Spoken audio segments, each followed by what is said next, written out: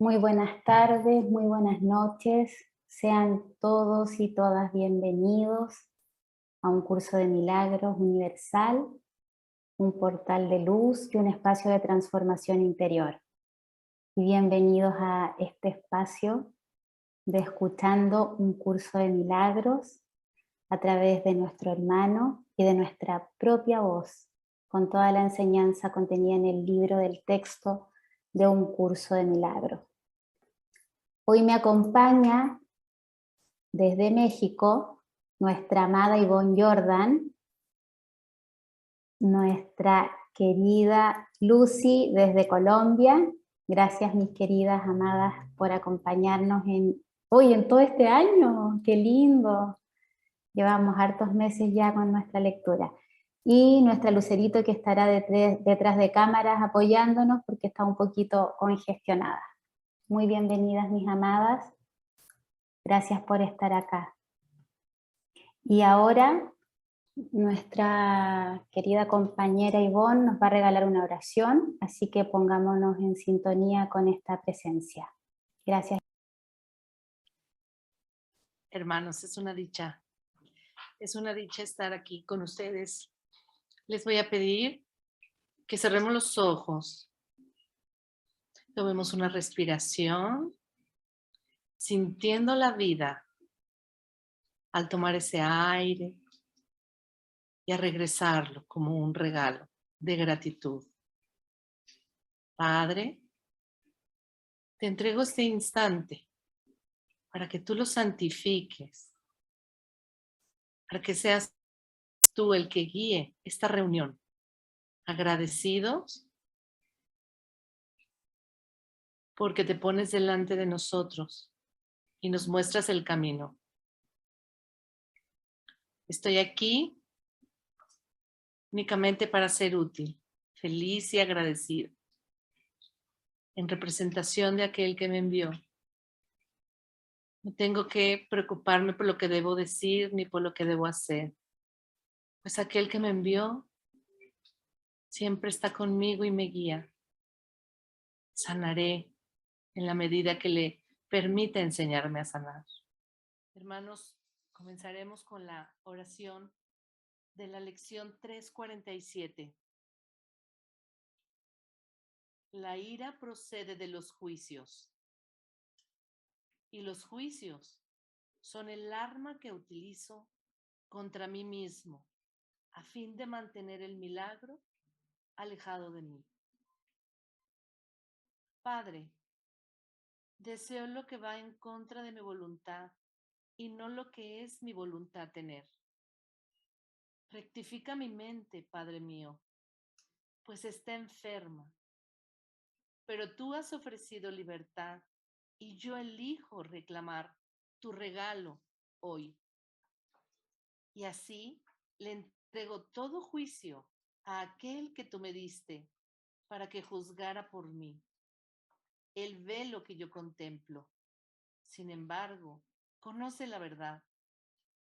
Él ve el dolor, mas comprende que no es real. Y a la luz de su entendimiento, éste sana. Él concede los milagros que mis sueños quieren ocultar de mi conciencia. Que sea Él quien juzgue hoy. No conozco mi voluntad, pero Él está seguro de que es la tuya. Y hablará en mi nombre e invocará tus milagros para que vengan a mí.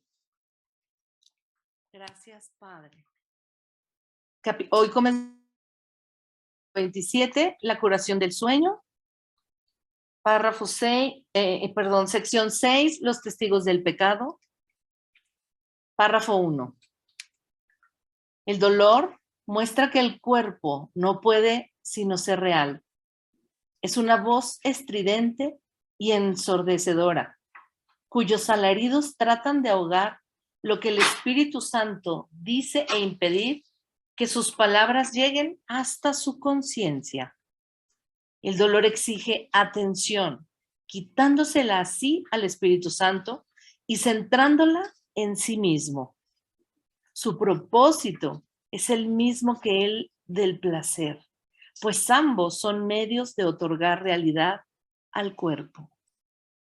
Lo que comparte un mismo propósito es lo mismo. Esto es lo que estipula la ley que rige todo propósito, el cual une dentro de sí a todos aquellos que lo comparten. El placer y el dolor son igualmente ilusorios, ya que su propósito es inalcanzable. Por lo tanto, son medios que no llevan a ninguna parte, pues su objetivo no tiene sentido y comparten la falta de sentido de que adolece su propósito. Párrafo 2. El pecado oscila entre el dolor y el placer, y de nuevo al dolor, pues cualquiera de estos testigos es el mismo y solo tienen un mensaje. Te encuentras dentro de este cuerpo y se te puede hacer daño. También puedes tener placer, pero el costo de este es el dolor. A estos testigos se unen muchos más. Cada uno de ellos parece diferente porque tiene un nombre distinto y así parece responder a un sonido diferente. A excepción de esto, los testigos del pecado son todos iguales. Llámale dolor al placer y dolerá. Llámale placer al dolor y no sentirás el dolor que se oculta tras el placer. Los testigos del pecado no hacen sino cambiar de un término a otro. Según uno de ellos ocupa el primer plano y el otro retrocede al segundo. Es irrelevante, no obstante, cuál de ellos tenga primacía en cualquier momento dado. Los testigos del pecado solo oyen la llamada de la muerte. 3. El cuerpo, que de por sí carece de propósito, contiene todas tus memorias y esperanzas. Te vales de sus ojos para ver y de sus oídos para oír, y dejas que te diga lo que siente, mas él no lo sabe. Cuando invocas los testigos de su realidad, te repiten únicamente los términos que les proporcionaste para que él los usara. No puedes elegir cuál de entre ellos es real, pues cualquiera que elijas es igual que los demás. Lo único que puedes hacer es decidir llamarlo por un nombre o por otro, pero eso es todo. No puedes hacer que un testigo sea verdadero solo porque lo llames con el nombre de la verdad. La verdad se encuentra en él si lo que representa es la verdad. De lo contrario, miente, aunque lo invoques con el santo nombre de Dios mismo. 4. El testigo de Dios no ve testigos contra el cuerpo. Tampoco presta atención a los testigos que con otros nombres hablan de manera diferente en favor de la realidad del cuerpo. Él sabe que no es real, pues nada podría contener lo que tú crees que el cuerpo contiene dentro de sí. El cuerpo no puede decirle a una parte de Dios cómo debe sentirse o cuál es su función. El Espíritu Santo, sin embargo, no puede sino amar aquello que tú tienes en gran estima. Y por cada testigo de la muerte del cuerpo, Él te envía un testigo de la vida que tienes en aquel que no conoce la muerte. Cada milagro que Él trae es un testigo de la irrealidad del cuerpo. Él cura a este de sus dolores y placeres por igual, pues todos los testigos del pecado son reemplazados por los suyos. 5. El milagro no hace distinciones entre los nombres con los que se llama a los testigos del pecado. Demuestra simplemente que lo que ellos representan no tiene efectos.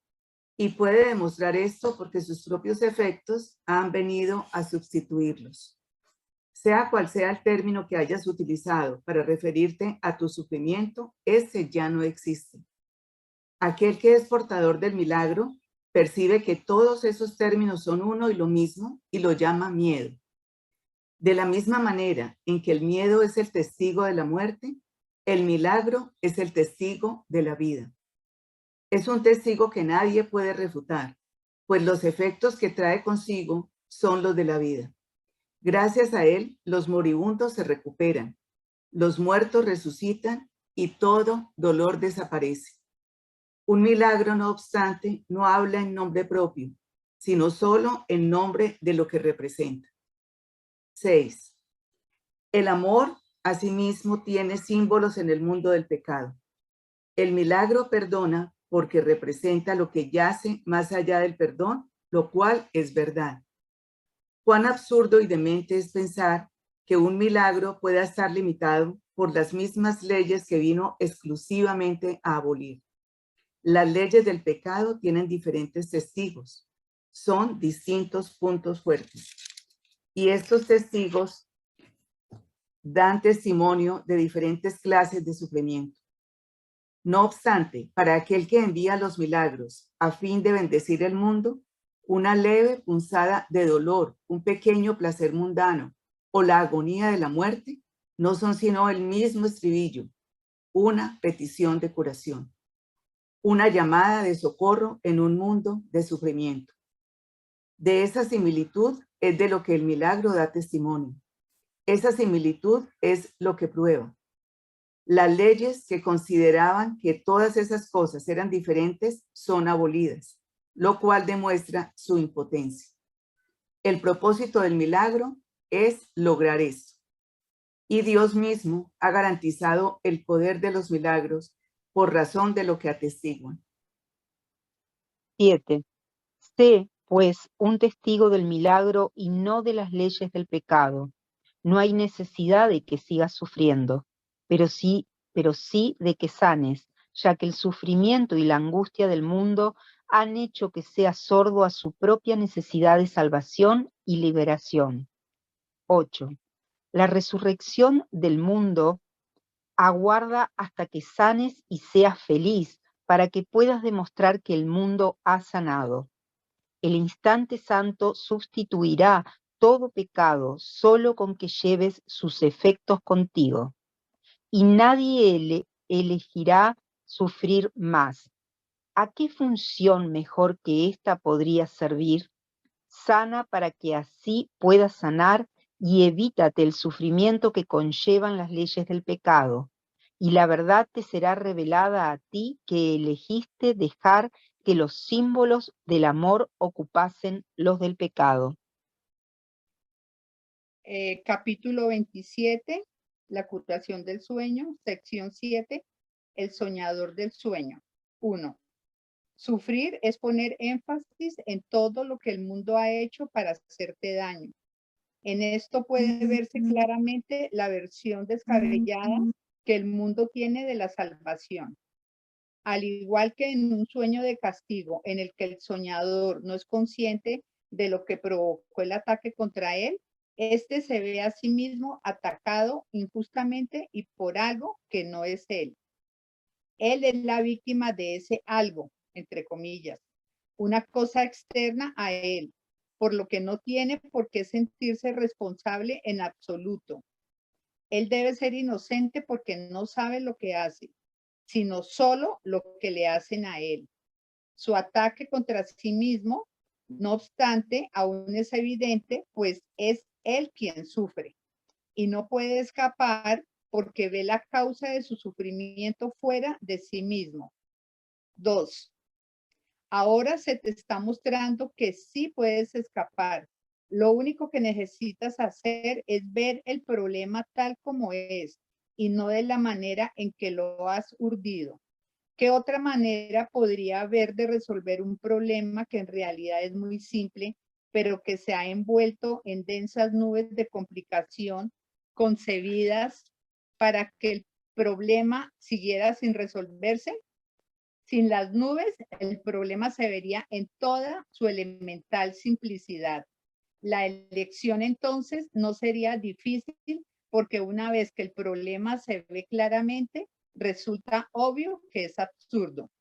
Nadie tiene dificultad alguna en dejar que un problema sencillo sea resuelto si ve que le está haciendo daño y que se puede resolver fácilmente.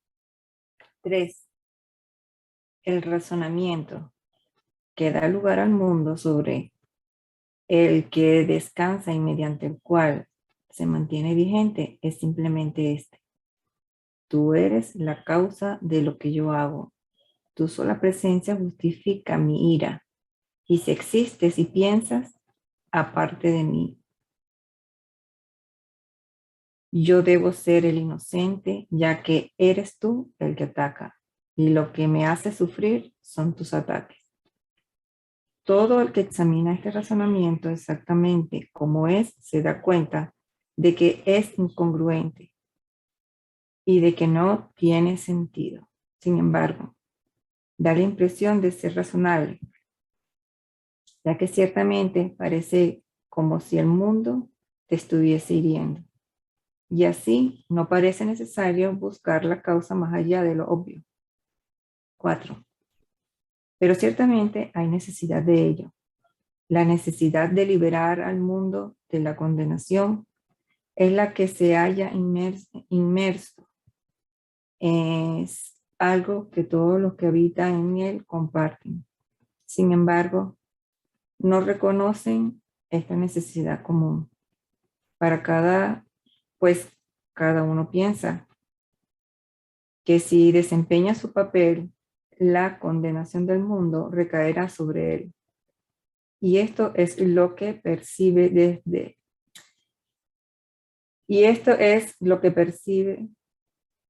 debe ser su papel en la liberación del mundo.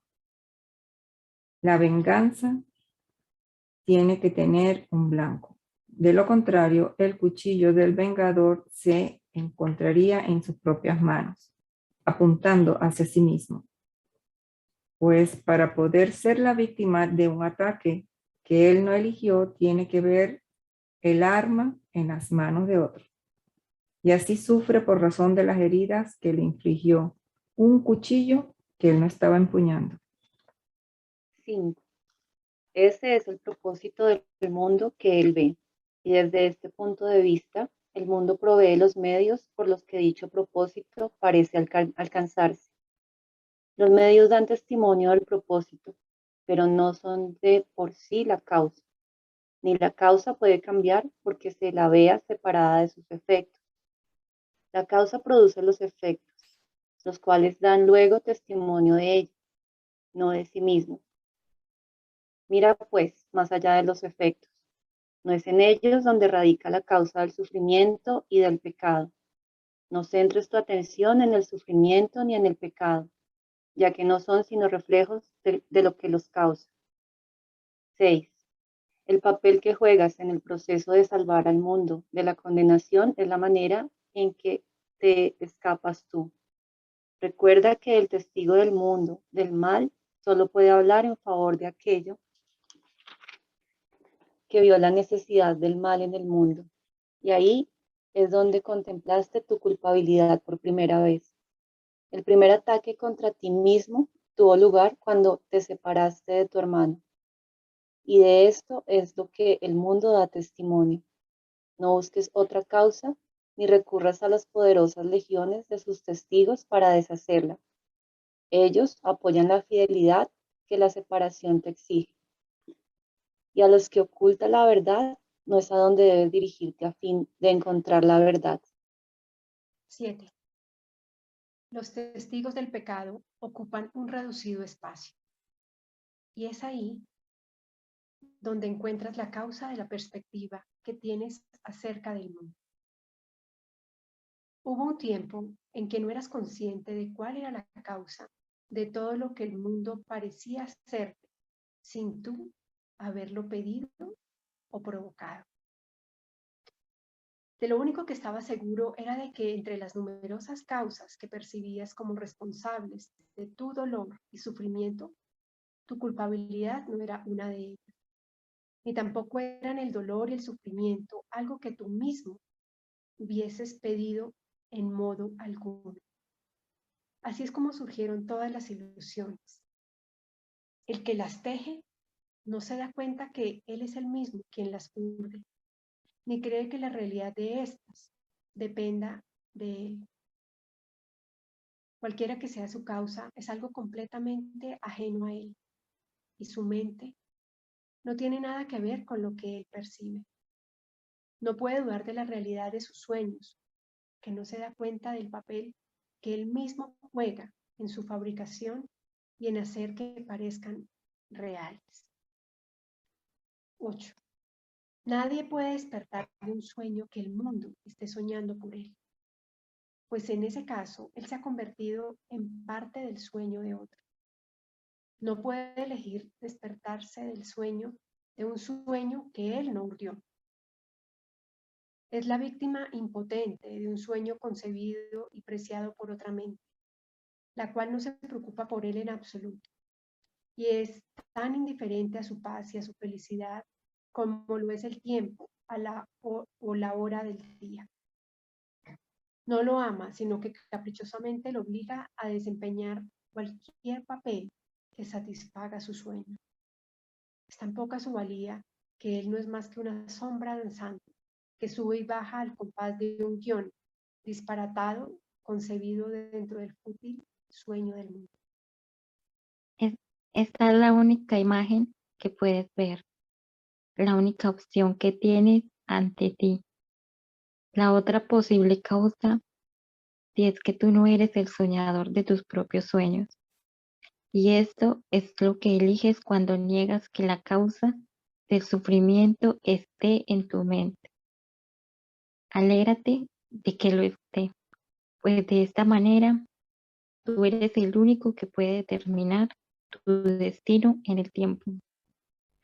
Las únicas alternativas que tienes ante ti son o bien una muerte durmiente o sueños de maldad por una parte, o bien un feliz despertar y la alegría de la vida por otra. ¿Qué otras alternativas tienes ante ti sino la vida o la muerte? Despertar o dormir, la guerra o la paz, tus sueños o tu realidad. Existe el riesgo de pensar que la muerte te puede brindar paz, porque el mundo equipara el cuerpo con el ser que Dios creó. No obstante, una cosa jamás puede ser su propio opuesto, y la muerte es lo opuesto a la paz, porque es lo opuesto a la vida, y la vida es paz. Despierta y olvida todos los pensamientos de muerte, y te darás cuenta de que ya gozas de la paz de Dios.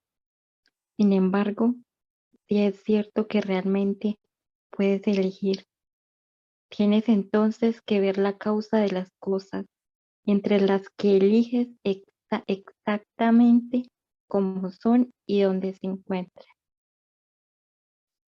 ¿Qué elección puede hacerse entre dos estados cuando solo se reconoce claramente uno de ellos? ¿Quién es libre de elegir entre dos efectos si cree que solo puede escoger entre uno de ellos?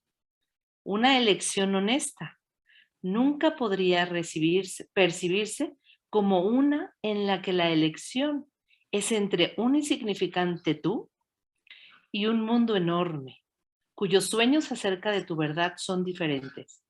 La brecha que separa a la realidad de los sueños no se encuentra entre lo que el mundo sueña y lo que tú sueñas en secreto, pues en ambos casos se trata del mismo sueño. El sueño del mundo no es sino una parte de tu propio sueño, de la que te desprendiste y luego viste como si fuese el principio y el final del tuyo.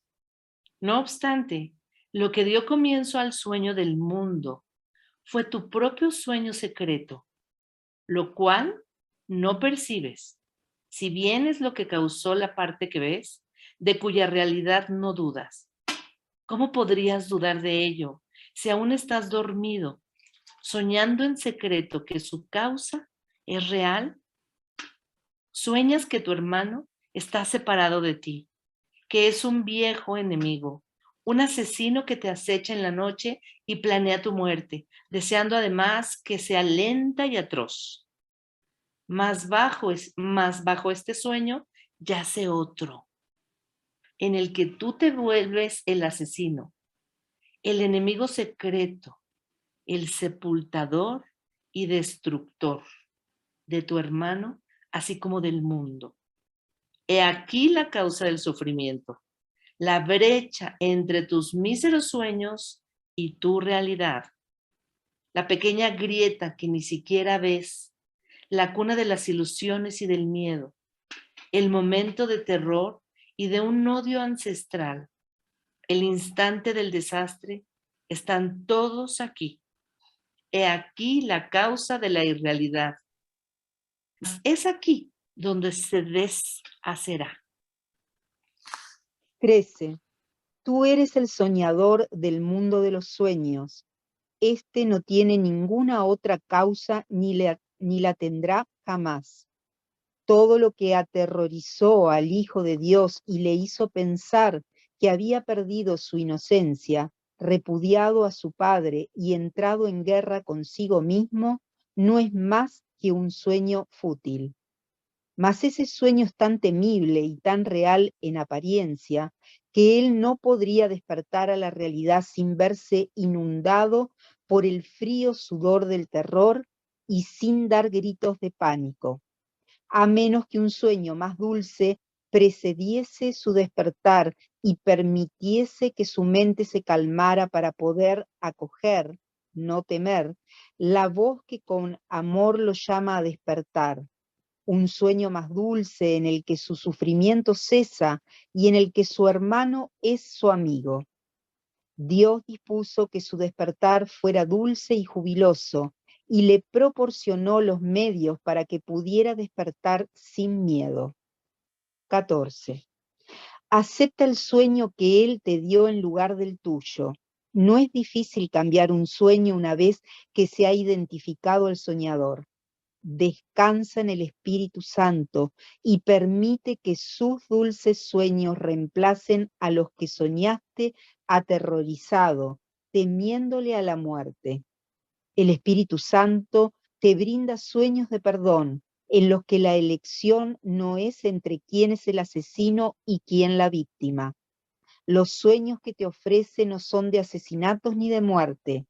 El sueño de culpabilidad está desapareciendo de tu vista, aunque tus ojos están cerrados. Una sonrisa ha venido a iluminar tu rostro durmiente. Duermes apaciblemente ahora, pues estos son sueños felices. 15. Sueña dulcemente con tu hermano inocente, quien se une a ti en santa inocencia. Y el mismo Señor de los cielos despertará a su Hijo bien amado de este sueño.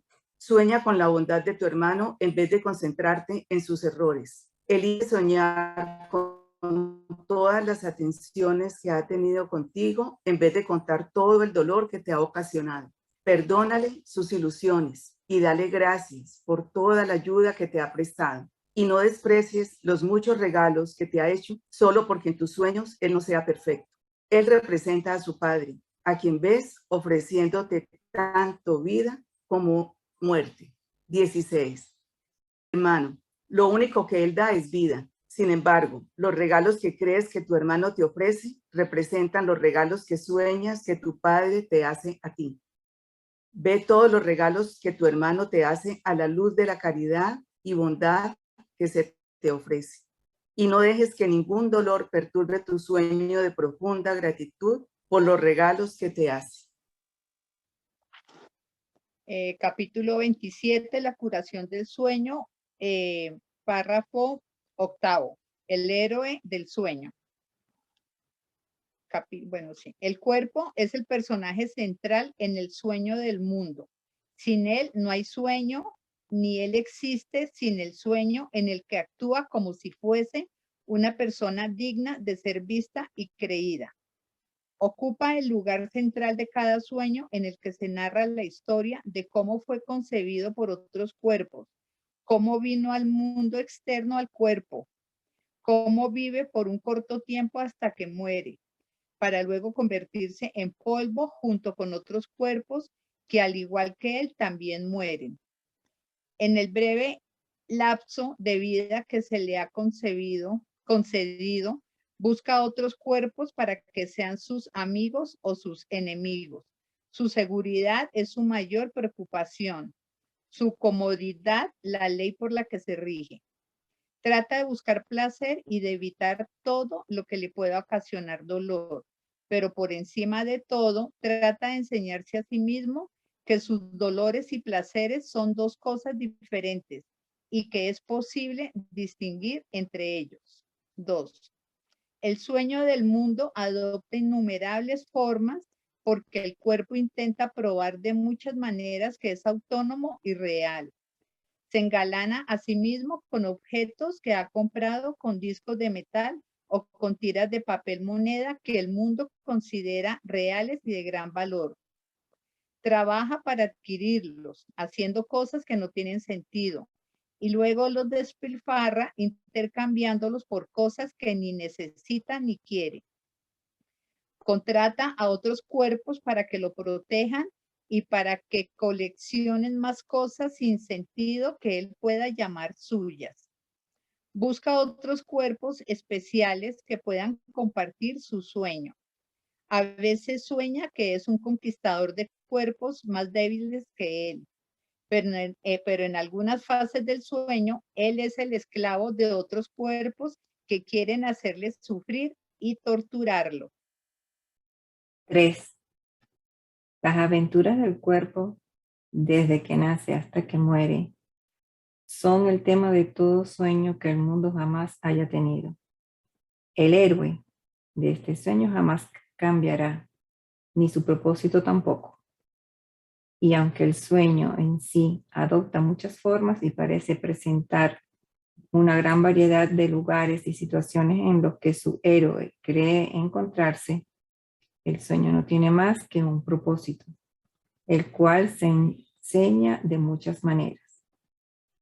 Esta es la lección que trata de enseñar una y otra vez, que el cuerpo es causa y no efecto, y que tú, que eres su efecto, no puedes ser su causa.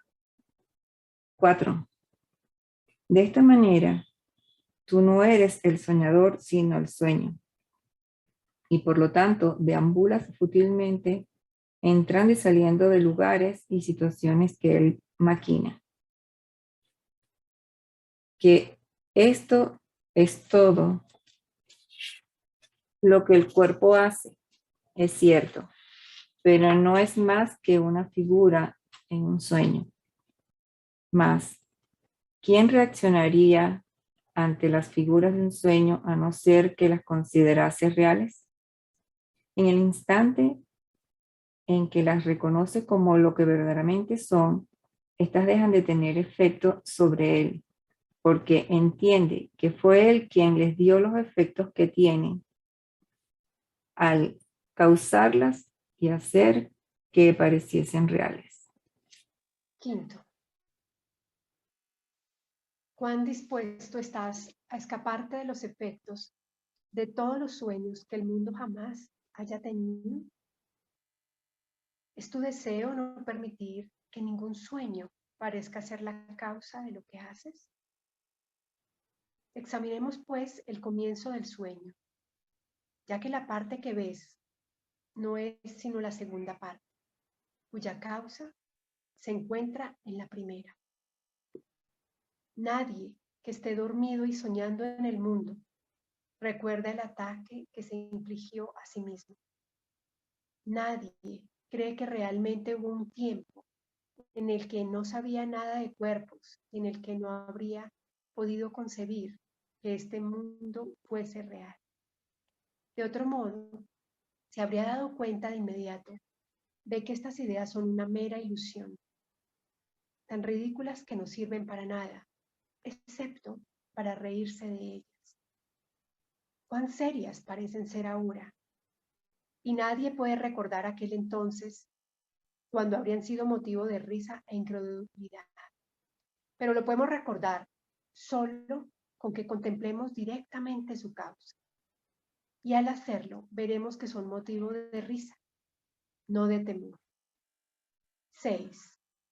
Devolvámosle al soñador del sueño del que se desprendió, el cual él percibe como algo que le es ajeno y que se le está haciendo a él. Una diminuta y alocada idea de la que el Hijo de Dios olvidó reírse, se adentró en la eternidad, donde todo es uno. A causa de su olvido, este pensamiento se convirtió en una idea seria, capaz de lograr algo, así como de tener efectos reales. Juntos podemos hacer desaparecer ambas cosas, riéndonos de ellas, y darnos cuenta de que el tiempo no puede afectar a la eternidad.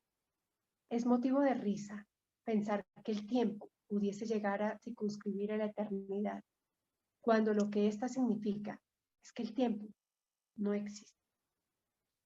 7. Una intemporalidad en la que se otorga realidad al tiempo, una parte de Dios que puede atacarse a sí mismo, un hermano separado al que se considera un enemigo y una mente dentro de un cuerpo son todos diferentes aspectos de un círculo vicioso, cuyo final empieza en su comienzo y concluye en su causa. El mundo que ves te muestra exactamente lo que creíste haber hecho, excepto que ahora crees que lo que hiciste se te está haciendo a ti. La culpabilidad que sentiste por lo que habías pensado, la proyectaste fuera de ti mismo sobre un mundo culpable, que es el que entonces sueña tus sueños y piensa tus pensamientos por ti. Es su venganza la que recae sobre ti, no la tuya propia. Te mantiene estrechamente confinado a un cuerpo, al que castiga por todos los actos pecaminosos que éste comete en su sueño. Y no puedes hacer que el cuerpo deje de cometer sus actos depravados porque tú no eres su hacedor y por lo tanto no puedes controlar sus acciones, su propósito o su destino. 8. El mundo no hace sino demostrar una verdad ancestral. Creerás que otros te hacen a ti exactamente lo que tú crees haberles hecho a ellos. Y una vez que te hayas engañado a ti mismo culpándolos, no verás la causa de sus actos porque desearás que la culpabilidad recaiga sobre ellos. Cuán infantil es la insolente maniobra de querer defender tu inocencia descargando tu culpabilidad fuera de ti mismo, aunque sin deshacerte de ella. No es fácil percibir tal ironía cuando lo que tus ojos ven a tu alrededor son sus graves consecuencias, mas no sufrió la causa. Sin causa, sus efectos parecen ciertamente ser tristes y graves. Sin embargo, no son más que consecuencias.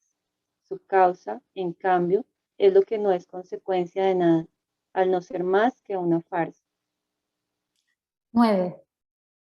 El Espíritu Santo, sonriendo dulcemente, percibe la causa y no presta atención a los efectos. ¿De qué otra manera podría corregir tu error cuando has pasado por alto la causa enteramente? Él te exhorta a que lleves todo efecto temible ante Él para que juntos miréis su descabellada causa y os riáis juntos por un rato. Tú juzgas los efectos, pero Él ha juzgado su causa, y mediante su juicio se eliminan los efectos.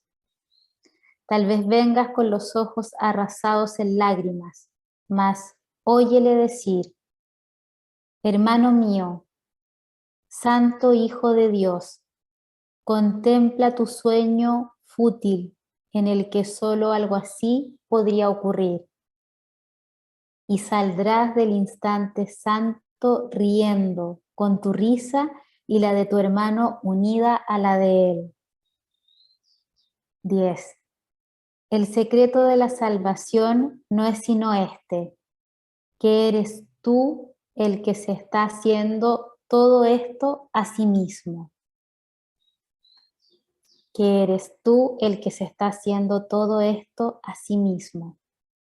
No importa cuál sea la forma del ataque, eso sigue siendo verdad.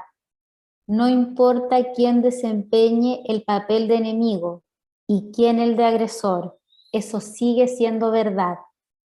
No importa cuál parezca ser la causa de cualquier dolor o sufrimiento que sientas, eso sigue siendo verdad, pues no reaccionarás en absoluto ante las figuras de un sueño si supieses que eres tú el que lo está soñando.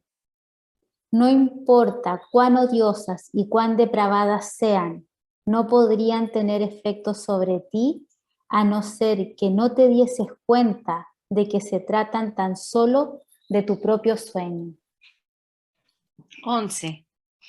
Basta con que aprendas esta lección para que te libres de todo sufrimiento, no importa la forma en que éste se manifieste.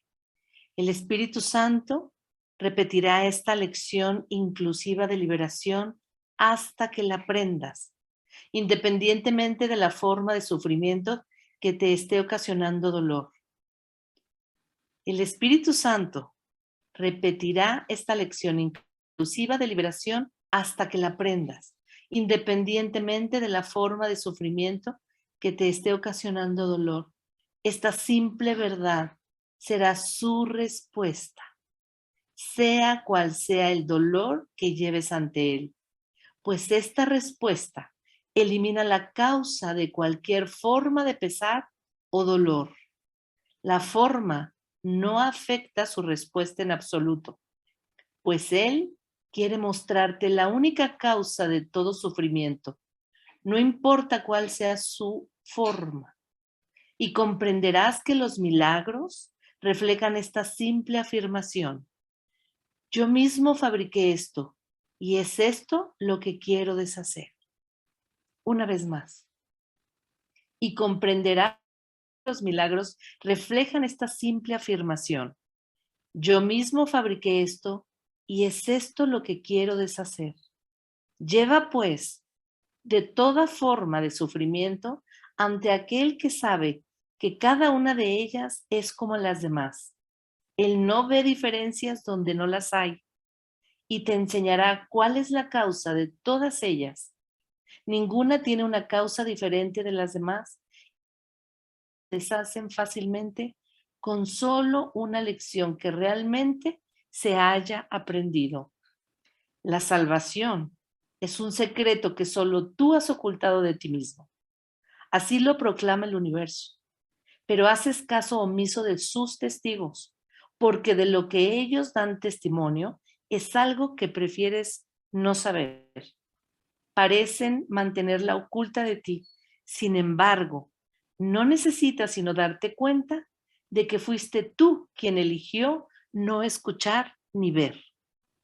13. Qué diferente te parecerá el mundo cuando reconozcas esto. Cuando le perdones al mundo tu culpabilidad, te liberarás de ella. Su inocencia no exige que tú seas culpable, ni tu inocencia se basa en sus pecados.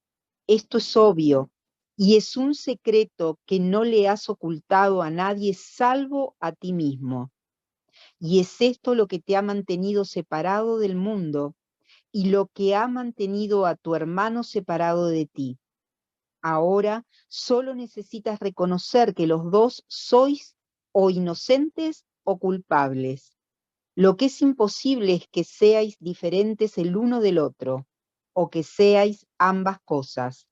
Este es el único secreto que aún te queda por aprender, mas no será un secreto que has sanado. Capítulo 28, el deshacimiento del miedo. Sección 1, el recuerdo del presente. Párrafo 1. El milagro no hace nada. Lo único que hace es deshacer. Y de este modo cancela la interferencia a lo que se ha hecho. No añade nada, sino que simplemente elimina. Y lo que elimina hace mucho que desapareció, pero puesto que se conserva en la memoria, sus efectos parecen estar teniendo lugar ahora. Hace mucho que este mundo desapareció. Los pensamientos que lo originaron ya no se encuentran en la mente que los concibió y los amó por un breve lapso de tiempo. El milagro no hace sino mostrar que el pasado ya pasó y que lo que realmente ya pasó no puede tener efectos. Recordar la causa de algo tan solo puede dar lugar a ilusiones de su presencia, pero no puede producir efectos. 2. Todos los efectos de la culpabilidad han desaparecido, pues ésta ya no existe. Con su partida desaparecieron sus consecuencias, pues se quedaron sin causa. ¿Por qué querrías conservarla en tu memoria a no ser que desease sus efectos? Recordar es un proceso tan selectivo como percibir al ser su tiempo pasado. Es percibir el pasado como si estuviese ocurriendo ahora y aún se pudiese ver.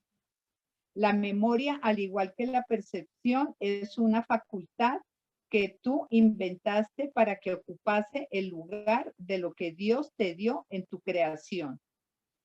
Y al igual que todas las cosas que inventaste, se puede emplear para otros fines y como un medio para obtener algo distinto.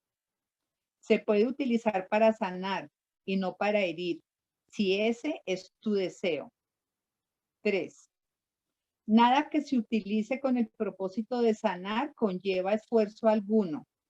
Es el reconocimiento de que no tienes necesidades que requieran que hagas algo al respecto. No es una memoria selectiva ni se utiliza para obstruir la verdad. Todas las cosas de las que el Espíritu Santo puede valerse para sanar le han sido entregadas, sin el contenido ni los propósitos para las que fueron concebidas.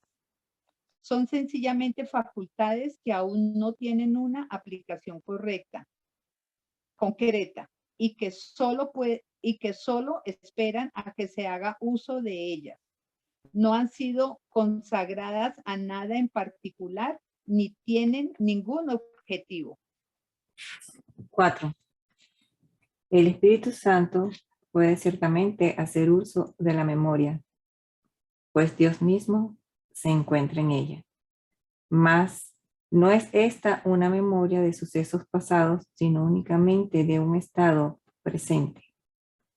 Has estado acostumbrado por tanto tiempo a creer que la memoria contiene solo el pasado, que te resulta difícil darte cuenta de que es una facultad que puede recordar el ahora.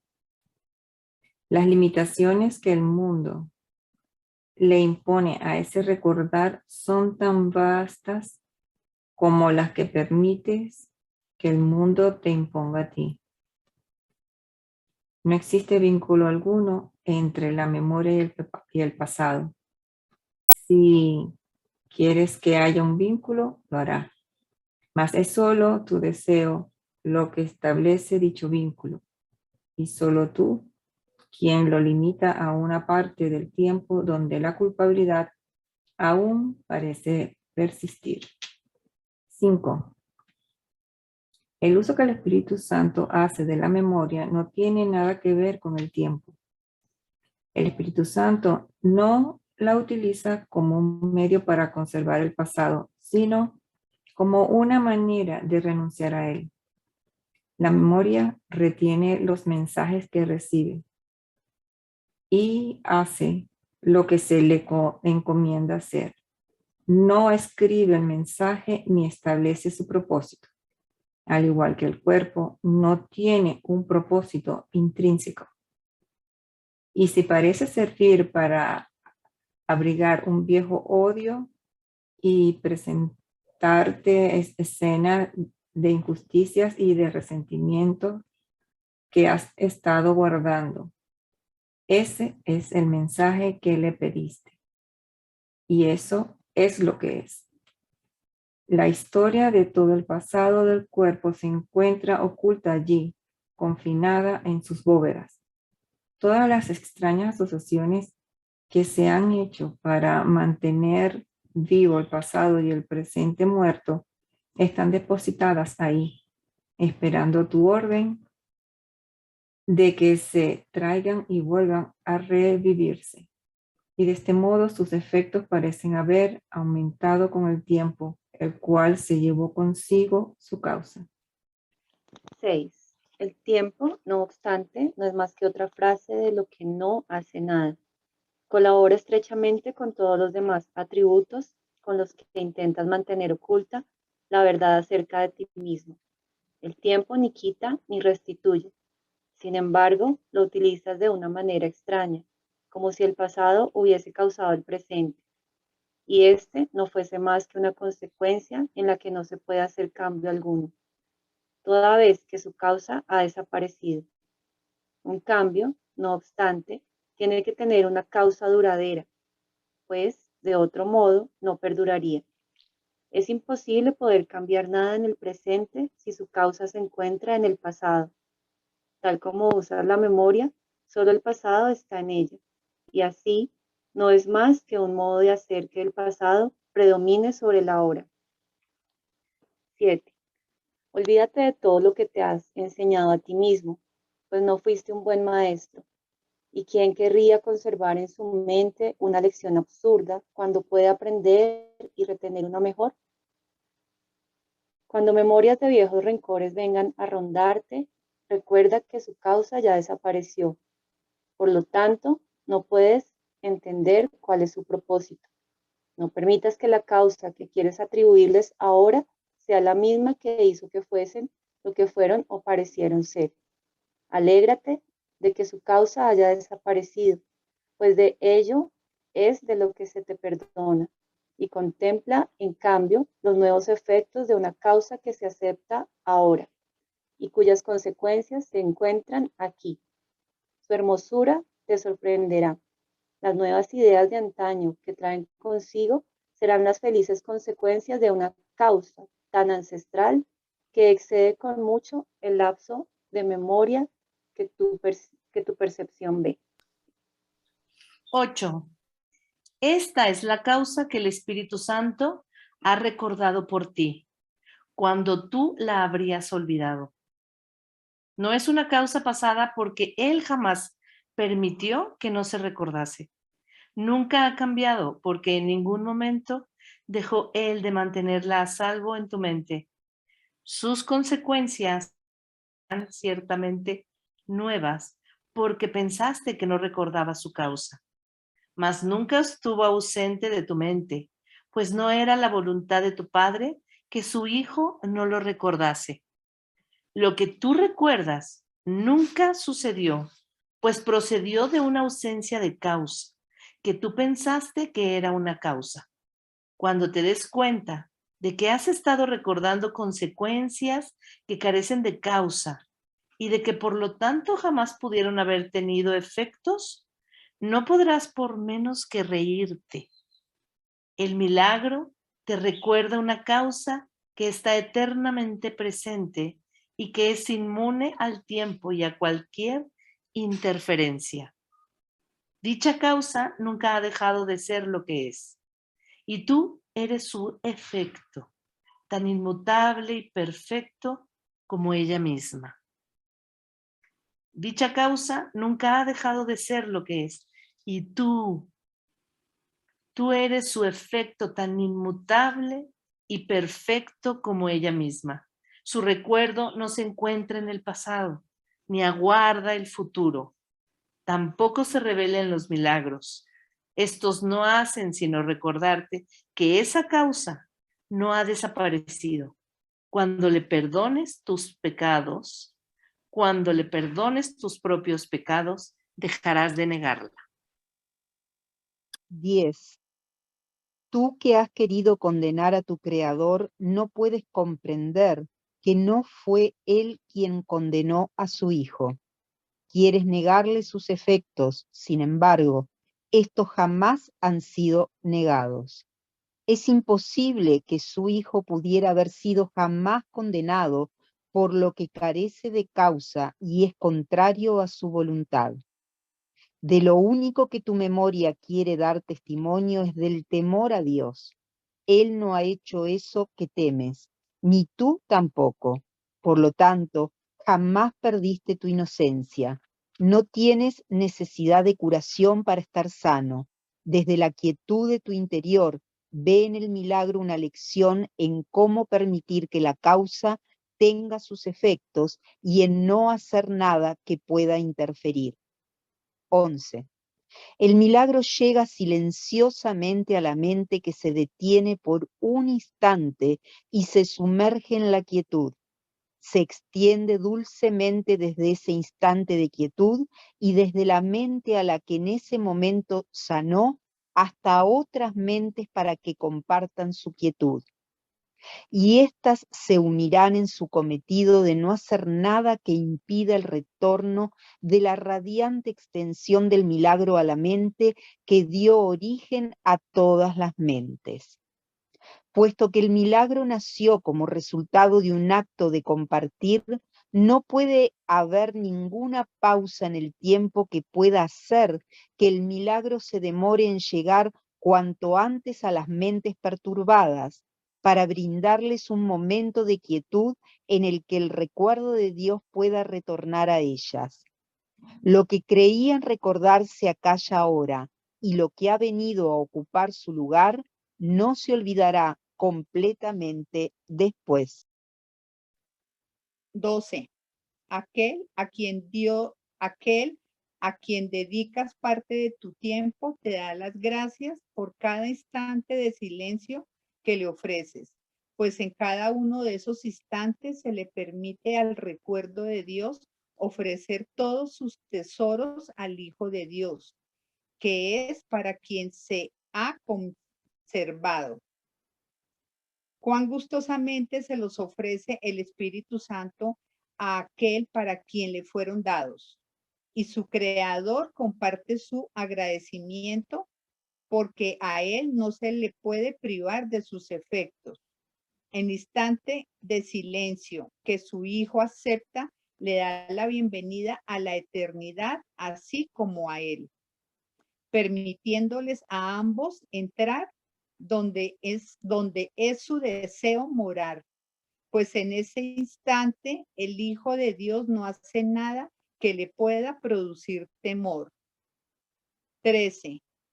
Cuán rápidamente aflora el recuerdo de Dios en la mente que no tiene ningún temor que la mantenga alejada de dicho recuerdo. Lo que dicha mente había estado recordando desaparece. Ya no hay pasado que con su imagen tenebrosa impida el feliz despertar de la mente a la paz presente. Las trompetas de la eternidad resuenan por toda la quietud, mas no la perturban.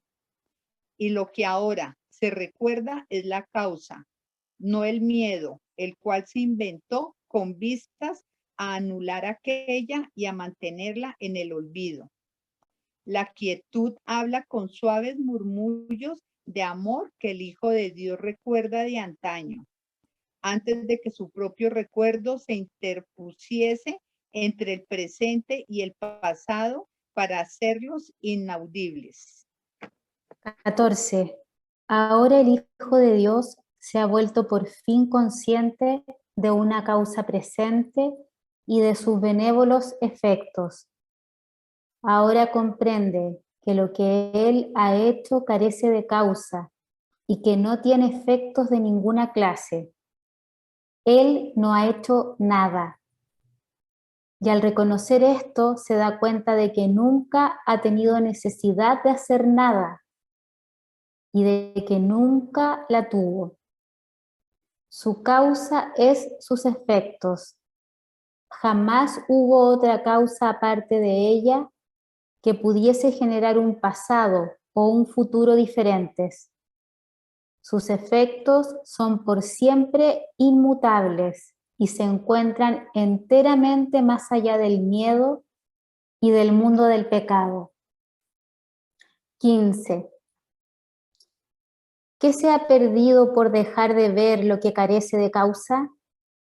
¿Y dónde está el sacrificio una vez que el recuerdo de Dios ha venido a ocupar el lugar que antes ocupaba la pérdida?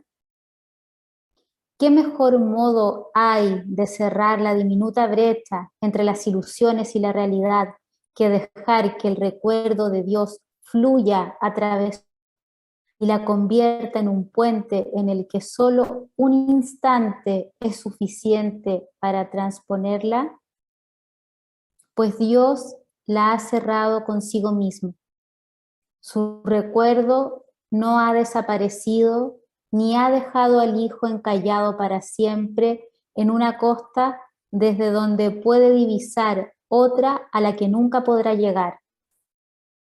Su Padre ha dispuesto que Él sea elevado y llevado dulcemente hasta ella. Él ha construido el puente y es Él quien transportará a su Hijo a través de él. No temas que Él vaya a dejar de hacer lo que es su voluntad, ni que vayas a ser excluido de lo que ésta dispone para ti. Lo voy a repetir. No temas que Él vaya a dejar de hacer lo que es su voluntad, ni que vayas a ser excluido de lo que ésta dispone para ti. Muchas gracias a todos por permanecer aquí en la lectura. Bueno, y ahora vamos a cerrar con una oración que nos va a regalar Liliana. Cerramos los ojos, tomamos una respiración suave y profunda. Entramos en ese espacio de silencio que nos lleva a reconectarnos con nuestro ser. Y desde nuestros corazones agradecidos, escuchamos la oración que nos regala Jesús en el curso de milagros. Padre, que recuerde que tú estás aquí y que no estoy solo, pues estoy rodeado de un amor imperecedero. No hay razón para nada, excepto para la paz y dicha perfectas que comparto contigo. ¿Qué necesidad tengo de sentir ira o temor cuando lo único que me rodea es la seguridad perfecta? ¿Cómo puedo sentir miedo cuando la eterna promesa que me hiciste jamás se aparta de mí? Estoy rodeado de perfecta impecabilidad. ¿Qué puedo temer cuando la santidad en la que tú me creaste es tan perfecta como la tuya propia?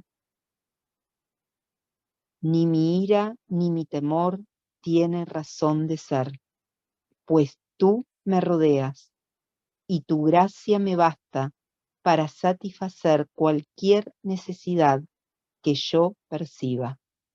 Amén. Gracias.